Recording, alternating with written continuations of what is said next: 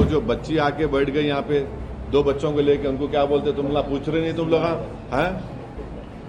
वापिस चावल के बारे में अरे उन्हें आके बैठ गए, उन्हें वो क्या किस्सा क्या है प्यारे, वो तुम लोगों को बड़ी मोहब्बत उससे हो गई, उसका बारे में पूछ रहे नहीं तुम लोग? वापिस अरे हाँ, हंस रहा देखो। अरे क्या बोलेंगे? हाँ? और छोड़ना नहीं, अब के बार अगर कुछ एक्शन ले रहे तो घर में घुस के बैठ जाना, घर में घुस के मारते बोले ना, अब घर में घुस के बैठ जाना, खत्म। पीओके नहीं, पीओके का रेजोल्यूशन है पार्लियामेंट का, भारत की पार्लियामेंट का रेजोल्यूशन है, वो भारत का है बोल के खत्म होना है टेररिज्म, जो बार बार हर थोड़े दिन को जो टेररिज्म होता। देखिए, मैंने आप लोग जब प्रेस कॉन्फ्रेंस में ये बात कहा था कि काश 2019 में नरेंद्र मोदी वो जो लॉन्चिंग पैड्स की जमीन को हासिल कर लेते, जहां से लॉन्च पैड्स होते वो टेररिस्ट के, वो आप उसको ले लेते। अब आप जब ये आपकी न्यूज अगर सही है तो बहुत अच्छा है, हमको जाके वहां पे ले लेना चाहिए। मेरे को नहीं मालूम आपके ऊपर, आप बोल रहे खाली करके चले गए, तो खाली करके चले गए तो फिर हम जाके बैठना वहां पे और छोड़ना नहीं। अब के बार अगर कुछ एक्शन ले रहे तो घर में घुस के बैठ जाना, घर में घुस के मारते बोले ना, अब घर में घुस के बैठ जाना, खत्म। ये होना चाहिए। पीओके ले लेना नहीं, अरे गवर्नमेंट खुद बोल रही, एक बात सुनिए, पीओके नहीं, पीओके का रेजोल्यूशन है पार्लियामेंट का, भारत की पार्लियामेंट का रेजोल्यूशन है, वो भारत का है बोल के। तो बीजेपी क्या बोलती, घर में घुस के बोले डैश डैश बोले, हम बोले घर में घुस के बैठ जाओ आप। ये खत्म होना है टेररिज्म, जो बार बार हर थोड़े दिन को जो टेररिज्म होता। आप देखिए हैदराबाद में लुम्बिनी पार्क का हुआ, दिलसुख नगर का हुआ। मैं एक शर्मा साहब को जानता हूं, तेलुगु के पंडित हैं, उन्होंने अपनी बेटी को खो दिए।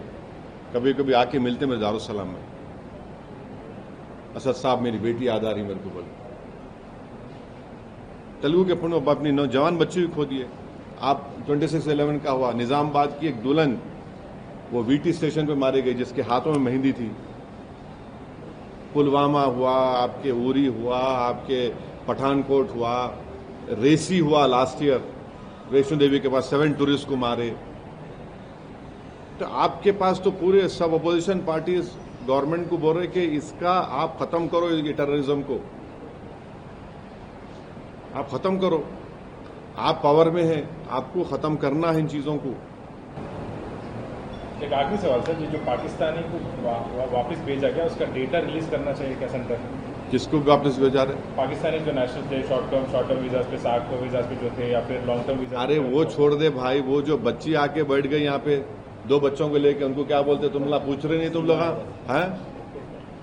वापिस चावल के बारे में अरे उन्हें आके बैठ गए, उन्हें वो क्या किस्सा क्या है प्यारे, वो तुम लोगों को बड़ी मोहब्बत उससे हो गई, उसका बारे में पूछ रहे नहीं तुम लोग?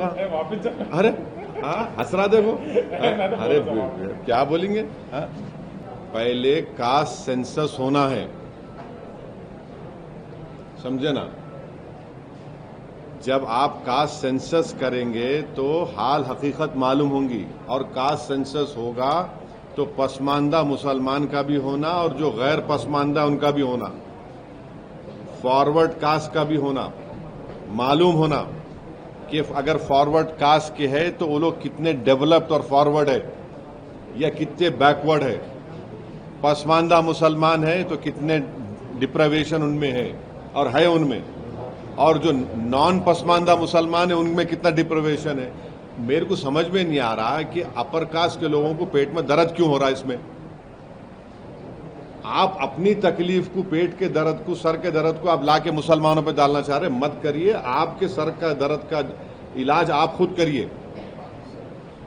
और बीजेपी ये अब बीजेपी के जो जितने बड़े बड़े सपोर्टर्स थे वो तो गाली दे रहे थे कास्ट सेंसस को, अब उनको क्या हो रहा उनको, तो अब उनको दिख गया मुसलमान। अरे छोड़ो भाई, अब तुम्हारा सर का दर्द का इलाज मैं कैसा करूंगा? मैं ये कह रहा हूं कि सबके दर्दों का इलाज कास्ट सेंसस है। आप कास्ट सेंसस कराओ, मालूम हो जाता ना। देखिए, कास्ट सेंसस होगा तो कौन कहां खड़ा हुआ है, किसके पास कितनी दौलत है, किसके पास कितना जमीन है, किसके पास कितना एजुकेटेड है, कि कौन झोपड़ी में रह रहा, कौन घर परमानेंट घर में रह रहा, कौन किराएदार है, किसके पास एग्रीकल्चर की जमीन है, किसके पास इनकम है, ये तो सब निकल के आएगा ना। तो देश हित में है, ये अच्छा है, भारत मजबूत होगा। और सुनिए, देखिए, एक बहुत बड़ा इकोनॉमिस्ट है, थॉमस सोवेल नाम है उसका, अमेरिका में। जब अमेरिका में एफर्मेटिव एक्शन के नाम पर अफ्रीकन अमेरिकन, चाइनीज और जूज, जब एफर्मेटिव एक्शन की बात हुई तो ये कम्युनिटी डेवलप हुए, और जब डेवलप हो तो अमेरिका पावरफुल बना। तो ये भारत को भी पावरफुल करना है। आप कैसा इतनी बड़ी आबादी को, जो 85% की आबादी है, उनको कैसा आप पीछे रखेंगे? आपको डेटा तो मालूम करना पड़ेगा ना। डेटा मिलेगा तो आप पॉलिसीज बनाएंगे, पॉलिसी बनाएंगे तो देश का फायदा होगा। आपको बस डेटा ही नहीं है तो, और ये भी मालूम होगा कि वो बैकवर्ड कास्ट में बाज ऐसे कास्ट भी है जो हर चीज खा ले रहे, दूसरों को नहीं मिल रहा। तो ये विन विन सिचुएशन है सबके लिए। सर, जैसा तेलंगाना में बैकवर्ड क्लासेस में मुस्लिम, जो बैकवर्ड मुस्लिम्स है, बैकवर्ड क्लासेस में मिला है, वैसा मिलाना चाहिए था क्या? भी मेरा सवाल था। अरे सुनिए, पहले डेटा आ जाने दीजिए। जब डेटा आएगा तो आप इतना मुतमईन रहिए, जब डेटा आ जाएगा तो पूरे देश को मालूम हो जाएगा कि किस तरीके से 85% पॉपुलेशन को, उनको इनजस्टिस उनसे हुई, कैसे उनको हिंदू मुस्लिम के झगड़ों में मिलाकर उनको पीछे रख दिया गया, कैसे उनका एक्सप्लॉयटेशन हुआ। तो ये सब चीजें मालूम होंगी ना। पहले तो कास्ट सेंसस तो होने दीजिए। आप लोग भाई, कास्ट सेंसस तो जरूरी है ना। सर, तेलंगाना में कास्ट सेंसस हुआ, 50 दिन में 3.54 करोड़ लोगों का यहाँ पर डेटा। हाँ, 56.34 ओबीसी पॉपुलेशन है। और आगे का एक्शन प्लान तेलंगाना, अरे भाई, उन्होंने रेजोल्यूशन, असेंबली में रेजोल्यूशन पास करके बोल दिए कि 42% बीसीस को रिजर्वेशन दो आप। अब गवर्नमेंट ऑफ इंडिया को क्या करना है। और हम आज भी प्राइम मिनिस्टर से ये रिक्वेस्ट कर रहे हैं कि आप अपने आप को ओबीसी का नेता बोलते। प्राइम मिनिस्टर छाती को मार के बोले, मैं बैकवर्ड क्लास का नेता हूं। आप एक बिल डालो ना पार्लियामेंट में, 50% रिजर्वेशन को ब्रेक करो आप। और सेंसस आप कब करेंगे? ये उसमें सेंसस कब शुरू करेंगे, उसको कब कंप्लीट करेंगे, और क्या 29 पार्लियामेंट इलेक्शन से पहले इंप्लीमेंट होगा नहीं होगा? तो अगर बिल पार्लियामेंट में आता है तो आप 100% आप लाइए, 50% ब्रेक करिए, रिजर्वेशन लाइए आप कौन रोक रहा प्रधानमंत्री को?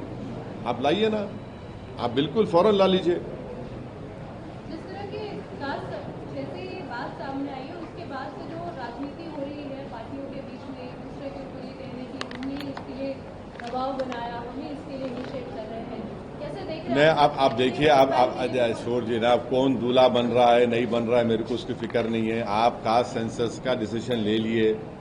और देखिए, केरला में आरएसएस की बैठक हुई थी, वो बैठक में भी उन्होंने इन अ वे बोले कास्ट सेंसस कराओ बोल के। केरला में बैठक हुई थी आरएसएस की, उसमें उन्होंने बोले इन अ वे कराओ बोल के। आपका बीजेपी को, गवर्नमेंट ऑफ इंडिया से हम एक ही बात पूछ रहे हैं कि आप सेंसस कब शुरू करेंगे, क्योंकि आप डिसीजन लिए कास्ट सेंसस भी कराएंगे। सेंसस कब शुरू होगा और कब कंप्लीट होगा, उसका डेटा देश के सामने कब आएगा? क्या 29 पार्लियामेंट के इलेक्शन से पहले ये हो जाएगा नहीं हो जाएगा, हमको बताइए। अरे जरूरी है ना भाई, आपके इतने पॉलिसीज हमारे हैं। 1931 में एक सेंसस हुआ, उसके बाद से अब तक नहीं हुआ। मंडल की खाली रिपोर्ट पे हो रहा है। आपके पास मालूम तो होना ना कौन कहाँ खड़ा हुआ है, कौन कितना पसमानदा है, कौन कितना पिछड़ा है, किसमें कम पढ़े लिखे लोग हैं, किसके पास जमीन नहीं है, किसके पास इनकम कितनी है, कौन किराए के घर में रहता, किसके पास जमीन नहीं एग्रीकल्चर की, ये सब मालूम होगा ना। इसमें वो क्या बात है। मगर हम यही बोले कि टाइम लाइन दीजिए प्लीज आप। कांग्रेस के लिए जिस टाइम पर ये अनाउंस किया जा रहा है, ये कहीं ना कहीं बता रहा है कि बिहार का जो चुनाव है उसके मद्देनजर है। क्या आप सच में समझते हैं कि आप भी बिहार, हम बिहार चुनाव लड़ेंगे और अच्छी तरह से लड़ेंगे। हम बहादुरगंज से हमारे कैंडिडेट का अनाउंस भी कर दिए। और मेरी पब्लिक मीटिंग है 3 तारीख को बहादुरगंज में, 4 तारीख को और एक जगह पर है। हम अच्छी तरह से लड़ेंगे और आप देखेंगे इंशाअल्लाह ताला हमारे जो एमएलएज लास्ट टाइम जीते थे उससे ज़्यादा हमारे एमएलएज कामयाब होंगे और जो चोरी करे हमारे एमएलएज की इंशाअल्लाह ताला उनको भी सीमांचल की जनता सबक सिखाएगी। बिहार के इलेक्शंस मद्देनजर रख के ये लाया गया, ये सवाल था सर। सवाल का जवाब ये दे दिया, मैं दिया ना। मैं बिहार का जवाब मैं ऐसे दिया। अब आप जैसा चाह रहे मैं कैसा दूंगा? क्या असर होगा? हाँ, क्या इस बार असर होगा? आप देखेंगे। अब देखिए बहादुरगंज में हमारी जनसभा है, असर देखेंगे आप।